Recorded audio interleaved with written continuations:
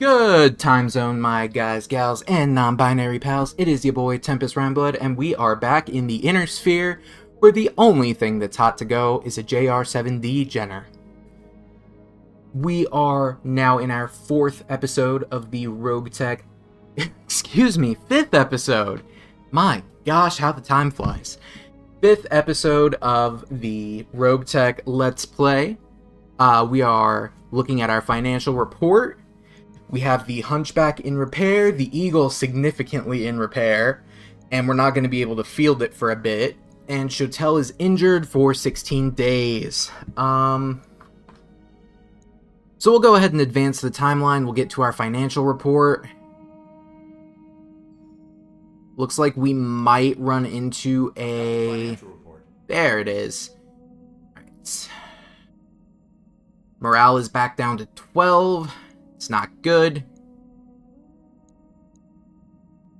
I think we might go ahead and go to generous, at least for a month.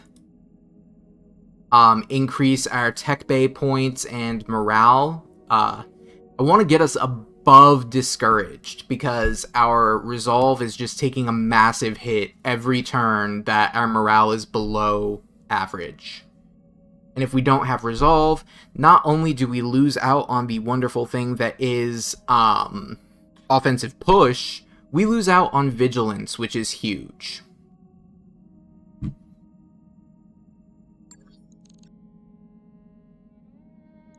Lyran Commonwealth drove off Comstar at Mizar. Yeah, nothing major. Alright, let's take a look at the store, see if anything new is populated. We've got 1,000,000 C-bills burning a hole in our pocket.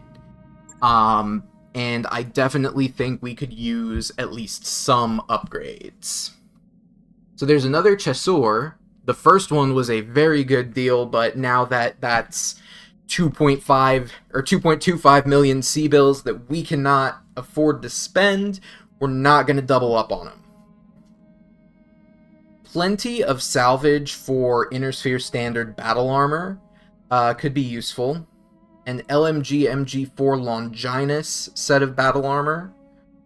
Tunnel Rat Protomex. Oh no, this is battle armor. Interesting. Yeah, nothing major there. Let's look at weapons. A laser AMS.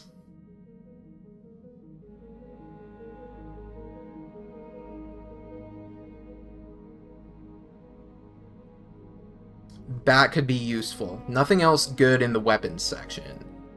Fire control system with energy weapons accuracy. That could be good if we start fielding PPCs. But right now we don't have that. And of course, as I say that, there's a PPC capacitor. The Air Academy VTOL appointment that we... I could swear we purchased this and we never got it.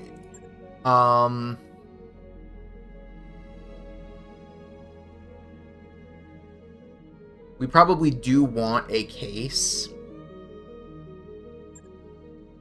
Yeah, I think we're going to buy a few things here. We're going to buy the case for ammo storage. Unlimited cases for 1 month only. We'll buy 2. New equipment available. Particle projector cannon capacitor. Always useful. And the energy accuracy fire control system. That way, when we do get a mech that's capable of fielding a particle projector cannon, we have plenty of fun and lovely tools for it. So, taking a look at this, the first thing I do want to do is put a case somewhere in one of our vehicles. Let me take a look here. I don't think we're going to... Yeah, I don't think we're going to be able to put the case in the light rocket carrier. It would be cool if we could put the case in the Chasseur, but refitting the tank has been proving to be quite difficult, so I'm not sure it would work out. We are going to undertake a massive project here in a moment. And we are going to upgrade the Huron Warrior. We're going to mount ferrofibrous clan armor onto it, which is going to reduce its weight by 17%. Dropping it down to 48.3 tons, giving us some extra space to mount more things. What we'll end up doing with that is... Since Gauss ammo is inert and cannot explode, this mech doesn't benefit from a case. Instead, what I think we'll do...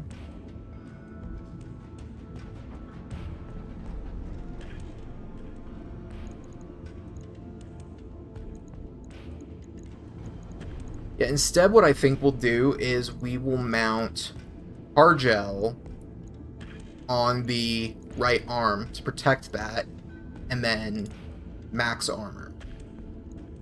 So we're very close to having full armor across the entirety of the Huron Warrior, which is extremely helpful.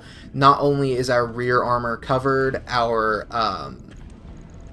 torso is covered, and our arms are almost maxed out, with the right arm, where our Gauss rifle is located, having self-repair capability for 6 armor per turn, as well as repairing 2 structure per turn, assuming the structure is exposed. So we'll go ahead and do that. The Javelin is another one that we want to throw a refit into. And this is going to take all of our mechs back out of commission for a significant amount of time.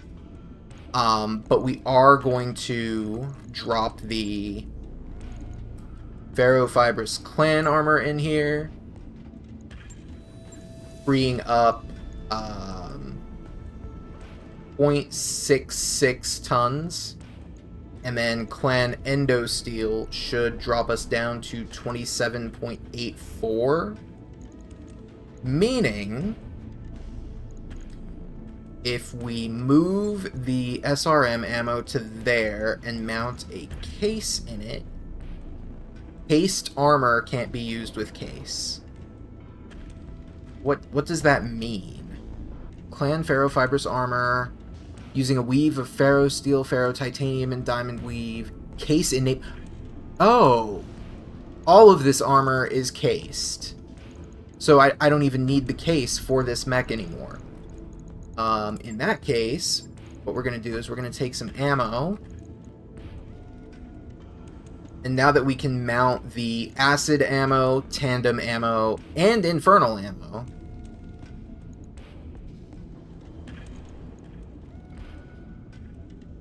I don't think we're going to do that at the moment. Do I have any bigger SRM launchers? I do not. But I could throw the SRM2 in here, just on principle. Slap a little more armor on there. I think this is a solid upgrade. However, we are going to be out of commission for 19 days. And we are in bankruptcy projected territory.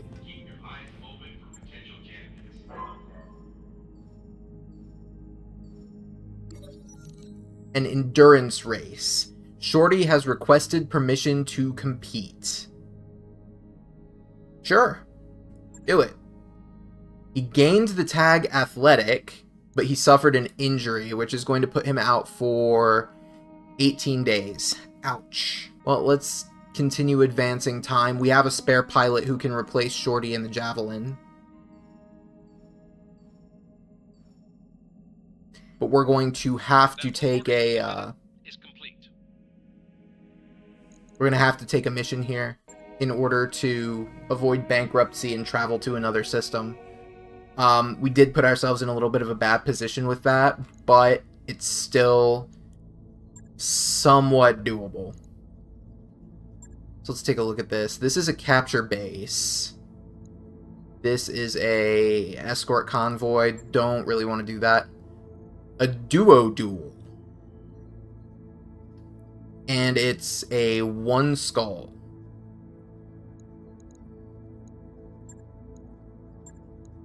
We could do it. Yeah, I don't see why not. Let's do it. We'll go ahead and take the salvage on this one. We'll go 1 and 6. And we can only field 2 mechs. So we're going to take Fester and Bugs. Bugs is going to pilot the Huron Warrior, as is his way. And Fester's going to take the Hunchback. We will remove the Javelin, as well as removing Shorty, remove the Venator, remove the Chasseur, remove Kickstart, etc., etc. So we're fielding 2 units, dropping 100 tons. It's not great, but it's what we have. There's a part of me that kind of just wants to take the light rocket carrier and see what it does, but we will not do that. We'll take Fester and Bugs for the time being. Command interface initiated. The crowd is cheering for us. Well, that's always a benefit. Not a happy climate for battle mechs. So, looks like we are in a completely neutral environment. It's jungle, so 10% extra heat sinking. Not really going to be relevant, as the Hunchback is a ballistic unit. In motion, Commander. And the Huron Warrior is primarily relying on the Gauss Location rifle with confirmed. breaching shot.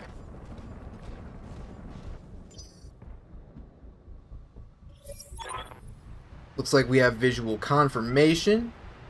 Looks like a Jenner. But then again, I say that about almost all of these little running guys. Yeah, it's a Jenner. I knew it. So the Jenner JR7D is in fact named after the Olympic athlete Caitlyn Jenner, and the unique thing about Jenners is they have piss poor heat management. Hence the little joke at the top of the video about the only thing hot to go is a Jenner. Because they run hot and they go fast. So with spawn protection removed, we have a 24% chance to hit with the Gauss rifle. We have 20 Gauss shots. I don't see this going 20 turns, so there is no reason for us not to just consistently open fire. Engaging target. Nothing yet, but we'll solve that problem. Let's see what the second mech they're packing is. A Locust, it looks like. Yeah. Alright. Well, let's go solve that problem, too. What is it already? I gotta admit, Moving. Elias Tufexis as a voice actor, I just think his voice works for games like this. 20% chance to hit with the AC. Yeah, we'll use the caseless ammo for it. Pew frickin' pew. Guns on target. No contact.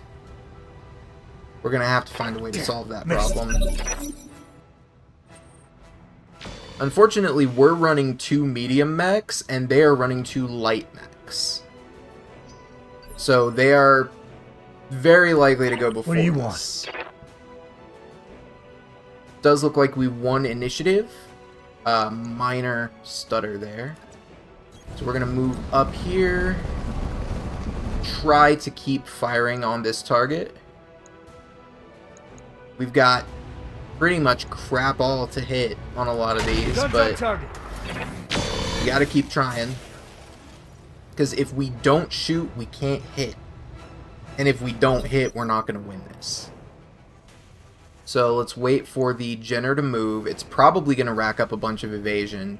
Yeah, it's falling back. As a matter of fact, it looks like it broke line of sight. Which is, well, it's certainly a choice. Coordinates received.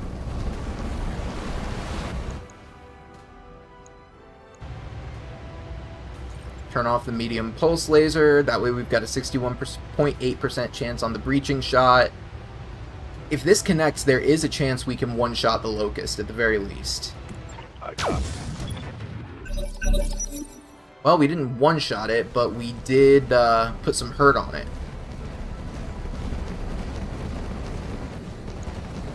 So it's going to advance up to there. It's got a good line of fire. Looks like we only took machine gun damage, though. Nothing from any lasers. Which is good. What do you want? And it looked like it moved into the position that the Jenner was formerly In motion, occupying. Commander. So let's get the Hunchback into the water, where it technically counts as being in cover. Why is this such a terrible shot? Medium range, height difference, into forest, target moved, refire, moved self, enemy effect, no sensors, size delta.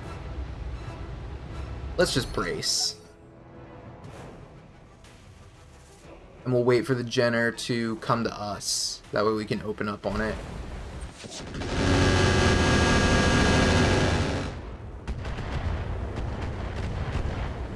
Looks like it's using the same Just a strategy scratch, I am Commander.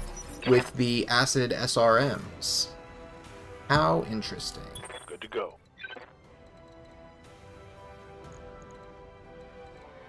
I don't appear to be able to get bugs into a good position right now.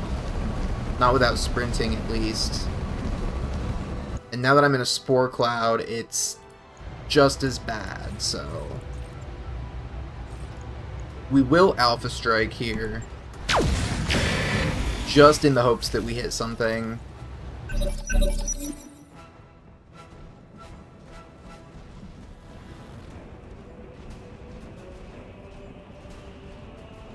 And it looks like it's going to expose rear while running into the water. Now the Jenner's going to take a turn. It's probably going to move up and attempt to fire the SRMs at our Hunchback. And it blew up its own LRM-5 on a misfire. That is extremely good, actually. Moving. Because if it removed its own LRM, that helps us significantly. Firing on the Locust is a terrible idea, and we're not going to do it. We have a less than 1% chance to hit. Even if it is a rear shot, it's not worth it. So instead, we're going to Alpha Strike on the Jenner. We're not going to generate that much heat because we're in jungle and we have heat sinks. We're just going to take the shot. Guns on target. And it looks like we legged it.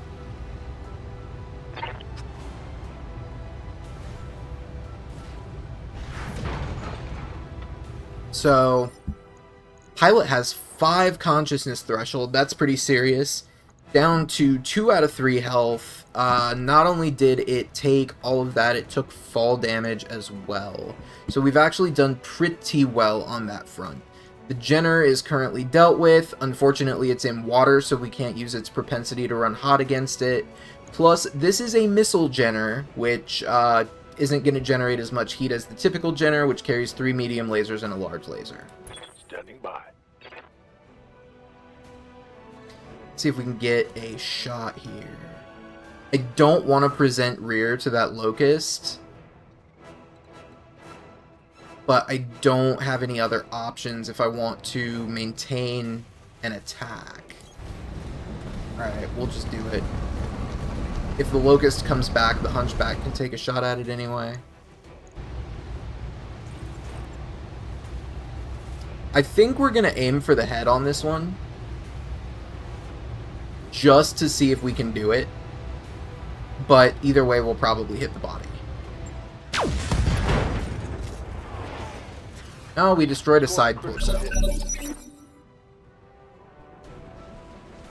The Locust looks like it's just going to keep running away. I'm being flanked. And we take 30 damage to rear armor, which isn't too bad. We're going to have to move our Hunchback, though.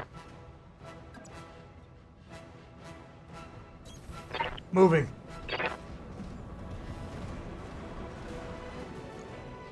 think we can make a shot here. We'll turn off the autocannon to avoid recoil penalty. Actually, wait, we mitigate recoil penalties with high gunnery, so Guns on target. shoot the things. And we've incapacitated the Take pilot, that, which means that bastard. that Jenner is intact, Aye, aye. except for a leg. But Confirmed. all things considered, a leg is very, very easily repaired in this particular circumstance. We'll Alpha Strike with the Huron Warrior, because at this point there's no sense in conserving ammunition. And we're going to have to pin this Locust down somehow. Especially before it can inflict any more damage to us.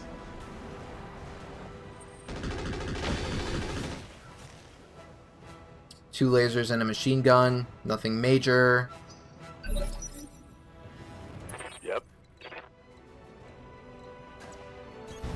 On my I way. would go in for a melee attack, but because the Locust was running, it maintains the evasive status, which causes more problems than it would solve in this particular instance. Firing. All weapons. And it looks like we just immediately took out the engine. Tango down. Mission successful. Problem solved. Alright, the money's not too bad. We did get 1 in 7 on salvage, I believe. So that's pretty good. We have maxed out the first little bar of our mercenary review board rating. Means pretty soon we're going to get one of those little pentagons filled out. That said, morale remains the same. We gain a little bit of reputation with Canopus. No real damage. We're just going to have some armor repairs. That'll take like a day. Yeah, and we have an intact Jenner and an intact Locust, which is not great. As much as I wish we could claim either one of these, we will not be able to. So let's disassemble them all.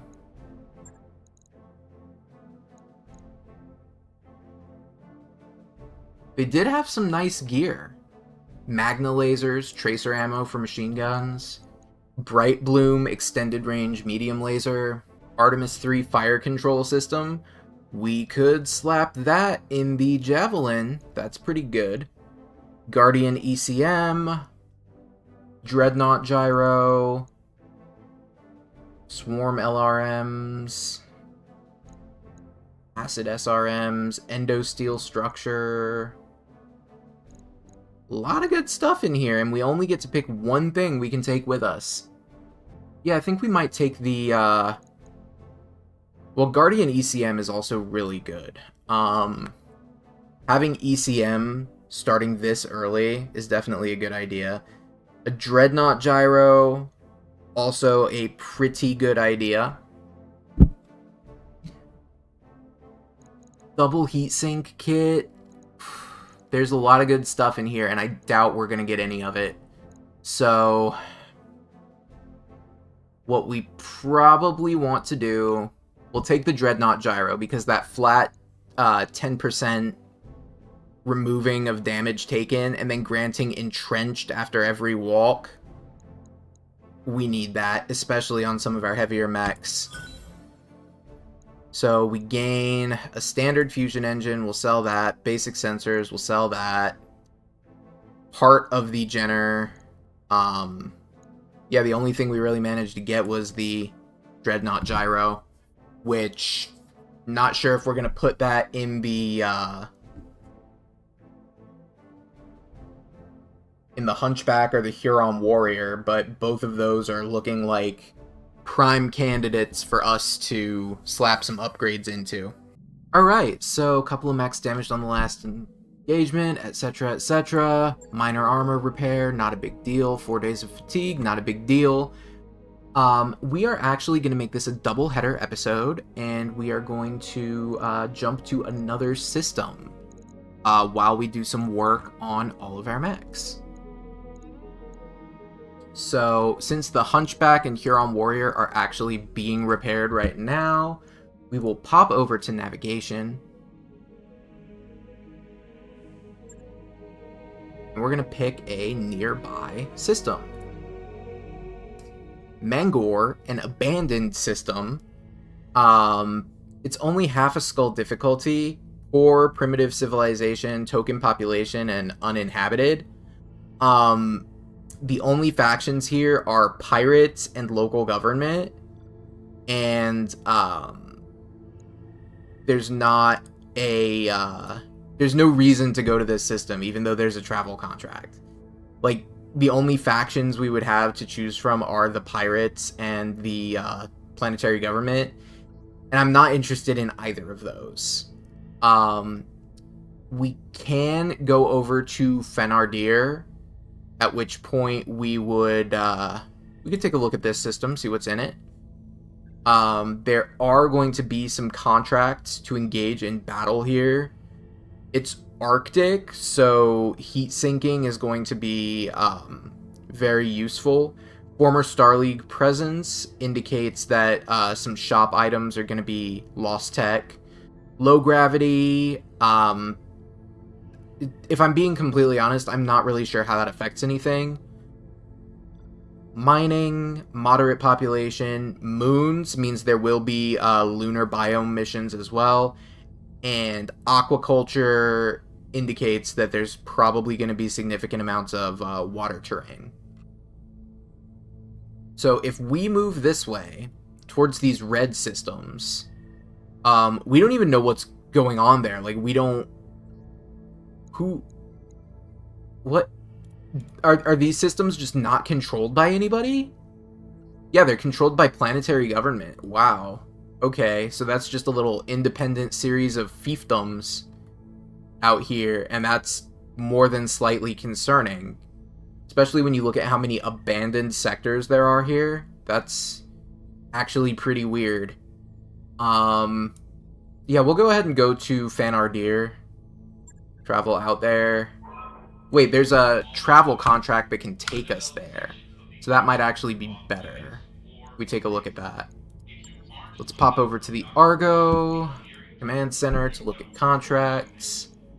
Where's our travel contract?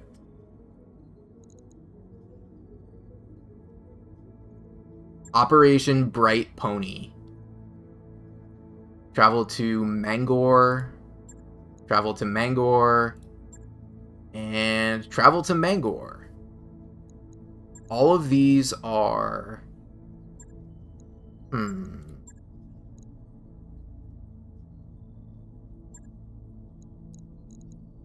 Actually, here's an idea. We're gonna do something insane. We're gonna go big with the intent of going home. And we're gonna take max salvage on this.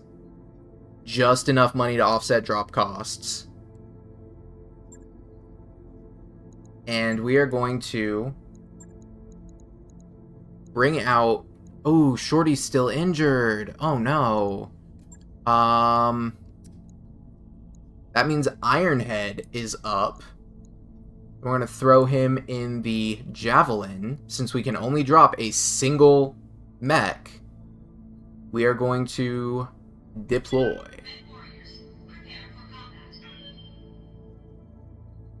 So we're in an SRM Javelin. And, I mean, there's a possibility that we could lose the Javelin. There's a possibility that we could lose Ironhead. If the situation calls for it, I think we're going to punch, honestly. But, a solo duel on half skull difficulty,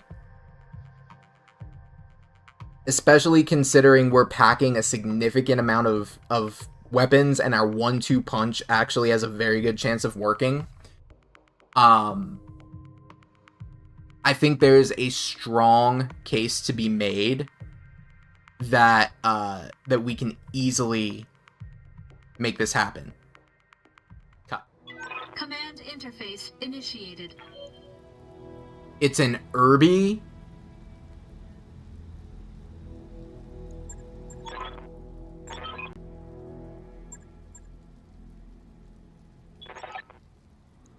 A hailstorm. Oh, that's not great. Orders. Alright. What's our plan here? 2 energy weapons. I have a feeling this thing is packing the,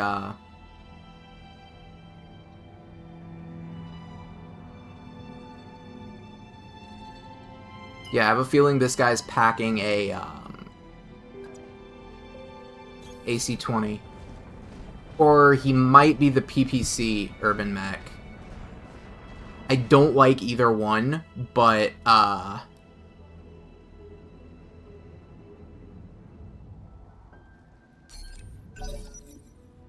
we'll figure out what we're doing here. And he's gonna circle around that side. And he's broken visual contact. Oh, he's there. No, it is the PPC. It is the PPC variant. Okay, so the objective changes. Standing by. Now, not only am I going to be sprinting over here Going full throttle. with evasion and cover, I want to close the distance with him as quickly as I can, because if I can get inside the PPC's effective range, he's not going to be able to do as much to me. And I'm just toggling my weapons to acid and tandem already, so that when it's time to do the things, we can do them effectively. Oh no. Oh no, he hit! He hit me through 8 Heavy evasion. damage. Oh my god. That's bad. That's real bad. I'm here. On my way. So we're inside of range on the SRMs now. 25% chance to hit, so I'm hoping. And that appears to have actually been pretty effective. And I managed to set the entire forest on fire around him. Aye, aye. And I get to move twice. I'll take it.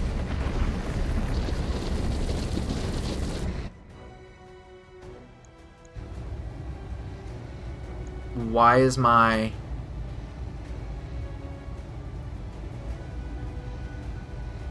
You know what? I'll take it.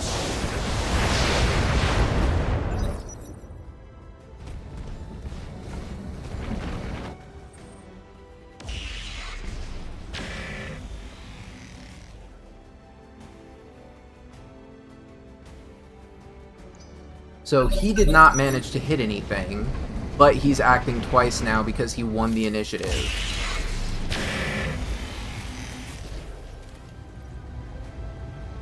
We're about to be looking at exposed structure as well, and that's not great.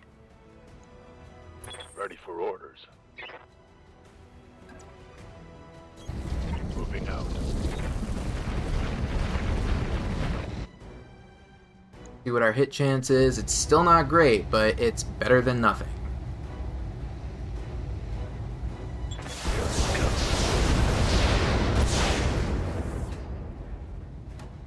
Scored a critical hit. We got a leg.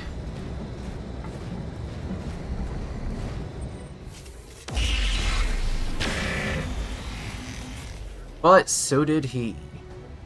He definitely hit us. I'm taking internal damage. We now have exposed structure, and that's not great. In fact, I would go so far as to argue that is the worst possible outcome. But our hit chance keeps getting better and better, and he is overheating. So this is really our chance to land some damage. Roger.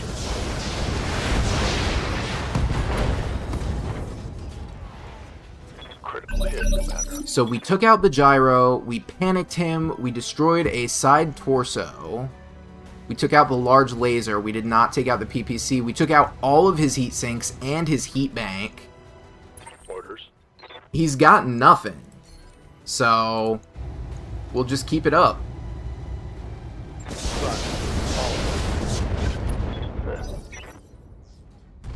And it looks like we took out the PPC also? Did we?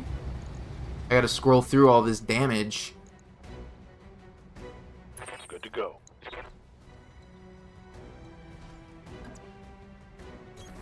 Move into position. He's definitely panicked. He's definitely overheating.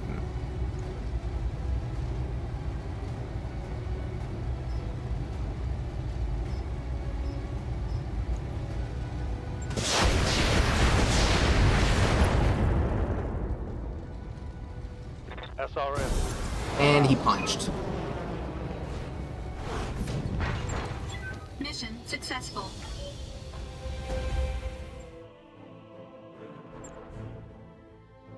We took some structural damage, but good news is we have the easy to maintain quirk, so it's cheaper to repair, and it takes less time, and we forced him to punch, which is never going to fail to make me happy. Yeah, we're going to immediately take the PPC. See what we got. 2 pieces of the urban mech. The engine core, which we're just immediately going to sell. Armor, immediate sell.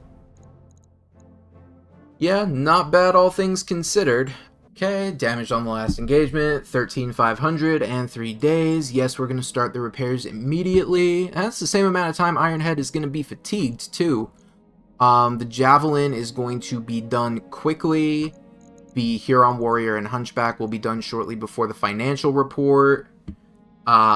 We have enough money to make it through the next 30-day period. So, I think our solution here, at this point, we're going to navigate to that system that's currently under attack. This one, Fenardir. 30 days until the fighting starts. It's going to take us 24 days to get there. Not too big of a deal, but it is a deal. And we are going to engage in the conflict against House Merrick and the Free Worlds League. Calculating course now, Commander. So, traveling automatically advances the timeline, and here we go. Arnold, it's poker night. Darius is prowling outside your quarters as you return after dinner. Poker night, Darius insisted because he said it would keep his skills sharp. He doesn't always win, so maybe he's right. It's usually the senior staff he ropes into playing, although occasionally some other lucky crew member or guest is invited to the table. But you're the boss, he can't make you play. So I can pass on playing poker, play casually, play to win, or I can cheat. I'm not going to cheat, and I don't really care that much, so I'm going to play casually. Try to boost morale. Just have some fun, bullshit, drink some beer, eat some pretzels, the usual. This is a friendly game, Darius intones as he shuffles the deck of cards. Sumire settles behind her Timbiqui Dark. What is that? The beer of the inner sphere. Brewed with chocolate malt, it's a medium-bodied beer with low bitterness and a pleasant caramel aroma. Doesn't really sound good to me, but hey, whatever. We'll just see about that. Darius meets her direct look and smiles. You glance between Dr. Murad and Yang and note their lack of enthusiasm and say a nice friendly game sounds about right tonight. Ha, says Sumire, but she makes a visible effort to relax. Darius shrugs and follows along. At the end of the evening, Sumire's pile of chips is noticeably larger than everybody else's, and she once again says, ha! You start to suspect that maybe she wasn't treating the game as casually as everyone else, but morale goes up to 26, making it steady. I like that.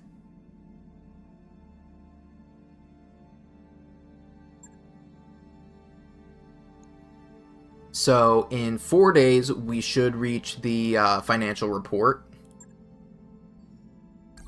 That work order you submitted is complete. I will wait for the financial report to complete based on the fact that We are in transit. Our morale drops back down to 12. We'll go ahead and take the normal, much as I hate that. I don't know why our morale just constantly resets to 12. That's super annoying, but whatever. That means that what we did at the poker game basically meant nothing. Since we do have some C-bills and we're going directly into a combat drop, I am going to pop over to the mech bay and we're going to do a little bit of work. I thought this was going to be a triple header episode, but now I'm not so sure. Let me double check something here. I would say we've got time. This episode may run a little bit longer than some of the previous episodes, but we will be okay. We don't have a tag to mount on the Eagle. So I think we need to avoid stressing over that too much. What is our next plan?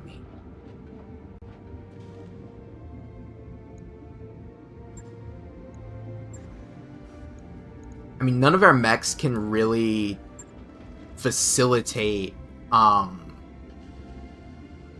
major changes. We will put the gyro dreadnought in the punchback. Energy accuracy, it's not useful on most of our mechs. That's the problem. We do have a clan standard fire control system, which is always helpful. Our heat efficiency is good. Our engine core is good. We could always case that. I don't know. I'm not sure how I feel about it. If we mounted ferrofibrous clan armor, it would already be cased. But unfortunately, we're out of that. Yeah, not much we can do right now. So, we'll just validate the gyro change. That's going to take us 1 day. I'll let you know when that's done. We'll look at the Huron here. It does have an energy hardpoint in the left arm. 5 tons, 1 slot, generates 36 heat, 7 tons. I was going to say we could mount the particle projector cannon there, but we can't. It's unfortunate, but that's okay. We'll deal with that when we get to it. The worst case scenario is we try to mount it in the Eagle, because there is an extended range large laser here. We would need to free up 2 tons, so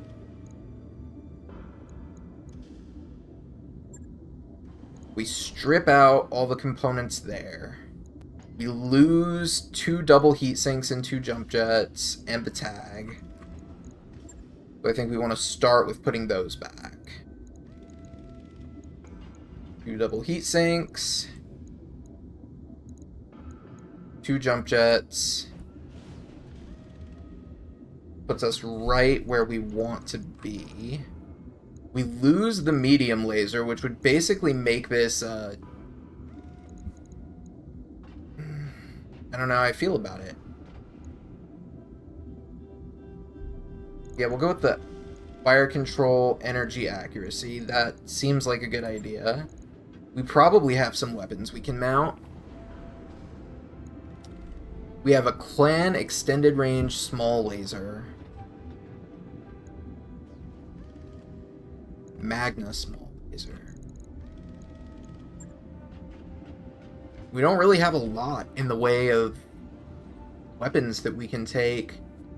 I think our best option here might be to take the extended range small lasers, because we don't have an extended range medium laser to mount. So those will go 180 to 360, and this goes 420 to 840. whereas this is 120 to 240. Can we mount small lasers in support weapon slots? No, we can't. It's fine, I guess. We've got the maximum number of jump jets. All of our energy hardpoints are in use.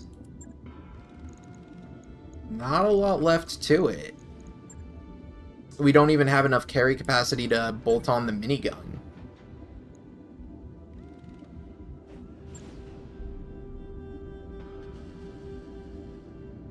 Logged and noted. So that's going to take 9 days.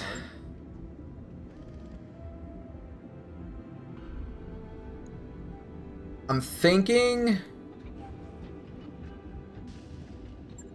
I don't particularly like thinking, but I'm thinking we bolt the minigun onto the Javelin.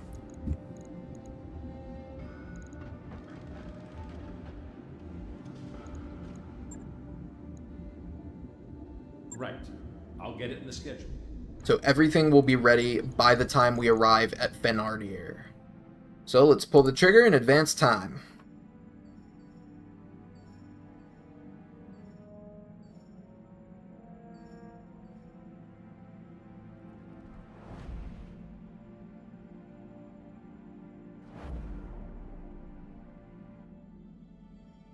We find ourselves in another system. I wrapped up that job you asked for, Commander. Right. In the morning briefing, Darius addresses a concern. Crew and pilots are stir crazy. They could use a little R&R. We could have a party. If we throw a party, morale will probably go up. And we need morale desperately. Yeah, there we go. It's not too hard to find an unoccupied corner of the Argo big enough to lay out some food and a dance floor. Drink and music bridge all differences. Hooray. Everybody party. We party rock in the house tonight. Or I guess in the Argo tonight.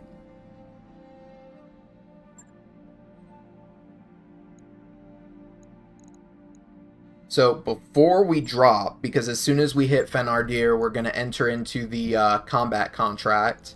We want to upgrade all of our pilots because we've got some XP to spend. And we don't want that burning a hole in our pocket. We want to increase Bugs' piloting because he is our VTOL pilot at this point. We want to increase his tactics because we want him to have better sensors and better offensive push accuracy. And we'll confirm that from Commander. Fester. We'll go ahead Yes. and let's see, what can we do with him? We're not worried about melee. We're not too worried about initiative. Well, we are worried about initiative. But most importantly, I think we need to improve his gunnery because he's just inaccurate.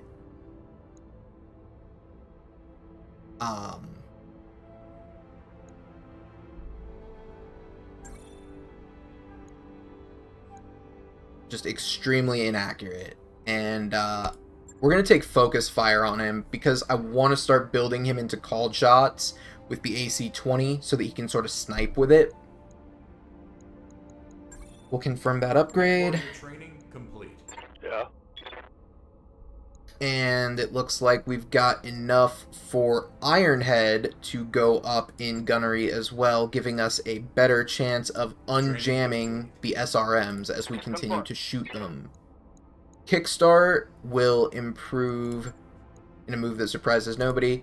Gunnery for the AC-10 on that tank. Aye, aye. Ransor.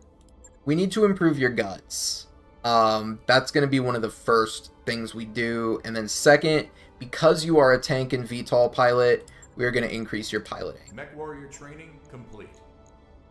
Ready for order. Ruthless probably needs tactics. I just want to get him to 4444. Receiving you. Shorty's already doing well, but we want to improve his gunnery. Training confirmed, Commander. Oh, and we actually have enough to get him to Guts 4 as well. So we'll take that. And Shotel. One moment. I can hit Customize. And I'm going to change that voice pack. Because that is super annoying. Cut.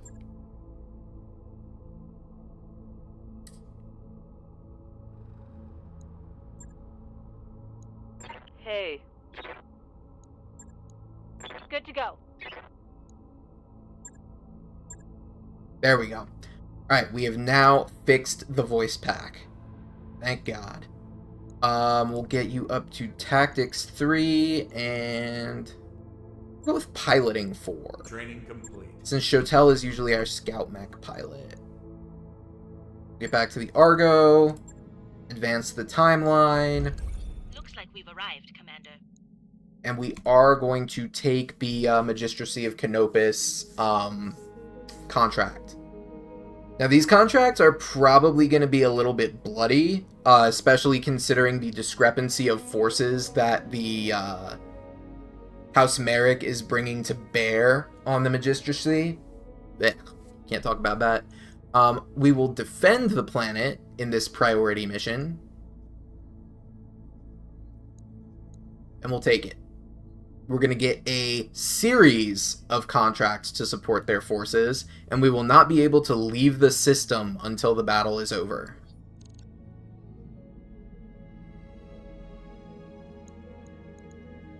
We will check the store before the attack contract drops. See if there's anything useful here. Battle armor. A wing-mounted tag. We could stick that in the VTOL. I don't know.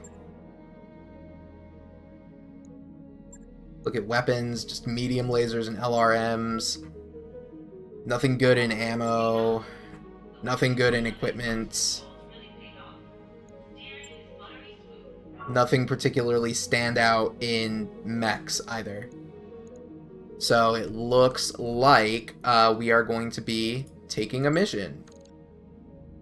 Now, double checking the runtime on this episode, it looks like we've just cracked an hour of total footage recorded, which generally means this is going to be about a 50-minute long episode.